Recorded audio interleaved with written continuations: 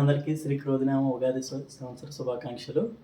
ఇప్పుడు మనం షడ్రుచులతో చేసే ఉగాది పచ్చడి ఎలా చేయాలో చూద్దాం. మన తెలుగు సాంప్రదాయాల ప్రకారం మనం 6 రుచులు అనేది మనం మిక్స్ చేసుకుంటాం ఉగాది పచ్చడిలో.